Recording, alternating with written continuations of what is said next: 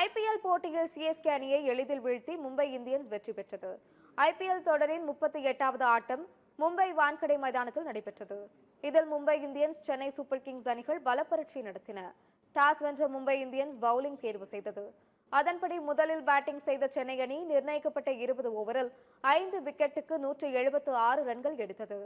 தொடக்க ஆட்டக்காரர் ரச்சின் ரவீந்திரா 5 ரன்னில் அவுட் ஆகி அதிர்ச்சி அளித்தார். ஷேக் ரஷீத் 19 ரன்னில் வெளியேறினார். அறிமுக வீரரான ஆயுஷ் மாத்ரே அதிரடியாக ஆடி 15 பந்தில் 32 ரன்கள் குவித்து ஆட்டமிழந்தார்.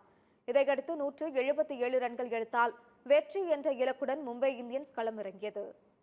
தொடக்க ஆட்டக்காரர் ரிக்கல்டன் 24 ரன்னில் ஆட்டமிழந்தார். மற்றொரு தொடக்க ஆட்டக்காரர் ரோஹித் சர்மா ஆரம்பம் முதலே அதிரடியாக ஆடினார். அவருக்கு சூரியகுமார் யாதவ் நன்கு ஒத்துழைப்பு கொடுத்தார். இருவரும் அரை சதம் கடந்தனர். இறுதியில் மும்பை இந்தியன்ஸ் 15.4 ஓவரில் 177 ரன்கள் எடுத்து அபார வெற்றி பெற்றது. இது மும்பைக்கு கிடைத்த 4வது வெற்றியாகும். சென்னை அணியின் 6வது தோல்வி இதுவாகும்.